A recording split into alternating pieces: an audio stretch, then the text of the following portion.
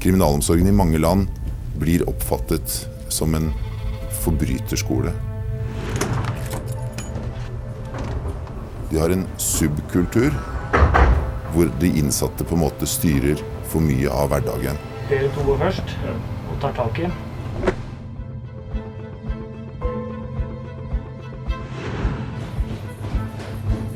Man har jo hørt om vann og brød. Trodde at man skulle være streng. Man skulle låse døra, de skulle ha straffa si.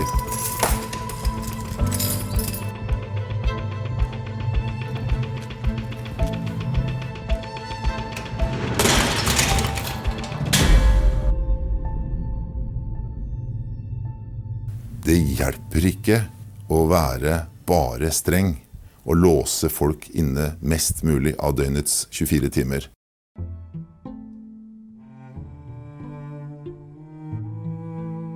Labdien, cienījamie kolēģi, ieslodzījuma vietu darbinieki, korekcijas dienesta personāls.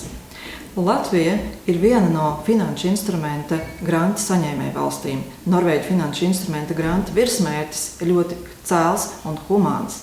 Un galvenokārt tas ir veicināt vienlīdzīgāku Eiropu, gan sociāli, gan ekonomiski, kā arī stiprināt attiecības starp Islandi, Lihtenšteinu, Norvēģiju un 15 saņēmēju dalību valstīm. Ieslodzījuma vietu pārvalde īsteno Norvēģu finanšu instrumenta granta programmas 3. kārtas projektu. Sadarbība ar Norvēģu kolēģiem ir bijis ļoti cieša un īstenotie projekti tiešām ir godam paveikti un pelnījuši arī starptautisku atzinību, par ko mums tiešām liels prieks un gods. Šī īstenojumā projekta ietvaros galvenais akcents ir likts uz korekcijas dienesta mācību centra infrastruktūras izveidi, tātad, lai personāls varētu apgūt kvalitatīvu, mūsdienu prasībām atbilstošu izglītību un profesionālo kvalifikāciju. Mēs plānojam projekta ietvaros izveidot Olainas cietumu perspektīvā, veidojot to kā paraugu cietumu mācību prakses īstenošanai. Mēs šodien visi piedzīvojam ļoti strauju un dinamisku pārmaiņu laiku. Sabiedrība mainās, lietas ap mums ikdienu mainās. Mums ir jātiek tam līdzi. Straujas attīstības tendences nes arī informācijas tehnoloģija attīstība, digitalizācija. Tas, protams, uzliek mums pilnīgi jaunu veidolu, kādā ir jāplāno mūsu arī mācību process korekcijas dienesta personāla izglītošanai. Mainās izglītības saturs. Mainās vajadzības pēc tā. Protams, izglītība ir kļuvusi daudz pieejamāka. Tas liek mums meklēt jaunas metodas, jaunas risinājumus, kā veidot savu mācību saturu. Projekta ietvaros un grantu programmas ietvaros kopumā ir veidotas 3 mācību video filmas, kas ir domātas tieši korekcijas dienesta darbinieku apmācībai.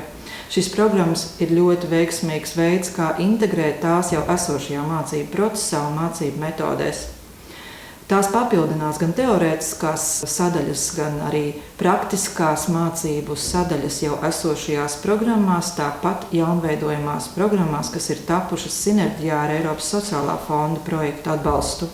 Šobrīd galvenās tēmas, kas ir skartas šajās mācību video filmās, ir mums tik ļoti aktuālas. Un tā ir dinamiskā drošība, kam būtu jākļūst arī kontekstā ar korekcijas dienestu reformas gaitu par ikdienu mūsu personālam. Otra tēma, kas ir skarta mācību video filmās, ir labs cietuma virsnieks. Tātad profesionāls, ar profesionālu komunikācijas spējām labi sagatavots virsnieks. Un trešā ir pārmaiņu vadība. Lai mēs īstenotu savas iesāktās reformas, kas ir tiešām uzņēmušas lielu jaudu, ir nepieciešami augsti kvalificēti personāla pārstāvi, kas var īstenot arī pārmaiņu vadību. Šeit ir runa arī par vadības līmeni cietumos, cietuma priekšnieku vietniekiem un citu amatu līmeņu pārstāvjiem, kuriem ir ļoti aktuāli šīs zināšanas un kvalifikācijas pilnveide. Es vēlos novēlēt visiem, gan šo mācību programmu pasniedzējiem, gan apmācāmajiem, tātad cietuma personālam, korekcijas dienestu personālam, vienmēr būt radošiem, spēt sekot līdzi ikdienas pārmaiņām sabiedrībā, globāli ap mums pasaulē, kas notiek procesos, sekot līdzi digitalizācijas attīstībai un vienmēr nebaidīties no jaunām, inovatīvām metodēm, īstenot inovatīvas idejas. Lai jums visiem veicas, un noteikti noslēgumā vēlos pateikties mūsu Norvēģijas kolēģiem, visiem sadarbības partneriem Norvēģijā par to lielo ieguldījumu, nenovērtējamo ieguldījumu mūsu kopīgajā darbā, lai stiprinātu ne tikai mūsu penitenciārās nozares, gan infrastruktūru, gan arī saturu, bet noteikti arī, lai visiem kopā izdodas veicināt vienlīdzīgāku Eiropu. Hvordan kan vi lære av hverandre? Det noen som har noe de vil dele fra den forrige uka, som vi har vært gjennom? Hensikten med å dele kunnskap jo at det alltid noe å lære. Han følte en tillit til at du også var trygg på han. Ja. Og det må sies at veldig mye av det vi har hentet i Norge, har vi hentet fra andre land gjennom de siste 20-30 årene. Hvis vi ikke endrer på noe, hvis vi ikke lærer noe nytt og ikke implementerer noe nytt og fortsetter i samme spor, så vil vi fortsatt ha resultat med at man får mange tilbake etter løslatelse. Dette handler om hvordan man behandler andre mennesker og gjør dem i stand til å komme ut som en bedre samfunnsborger enn da de kom inn. Når man ser at de betjenter faktisk ønsker og vil og prøver for deg, det de betjentene som også får tilbake en mest respekt og blir backa opp mest av gutta som sitter inne. Viens pamatprincips Norvēģijas kriminālas aprūpes pamatā ir kad brīvības atņemšana kā tāda ir tas nosodījums, kad apstākļi un mūsu uzraugu izturēšanās pret cietumniekiem nedrīkst būt papildus sots. Līdz ar to mums visiem uzraugiem ir jāizturas profesionāli pret visiem cietumniekiem. Un vienmēr ir sev jāatgādina un jāturprātā, ka mēs neesam cietumā ar noteikumiem un ierobežojumiem, lai viņiem papildus sodu likt, lai viņiem būtu papildus grūtāk vēl izcīnīt sodu, jo brīvības atņemšana pats par sevi ir sods.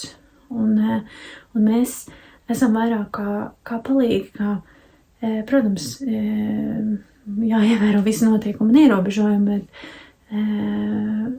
bet kad mēs esam viņiem kā palīgs, lai palīdzētu atrast ceļu ārā no šīs kriminālās pasaules un lai viņi tā ikdiena cietumā nebūtu papildus sloks. The guards here, they always connect with you.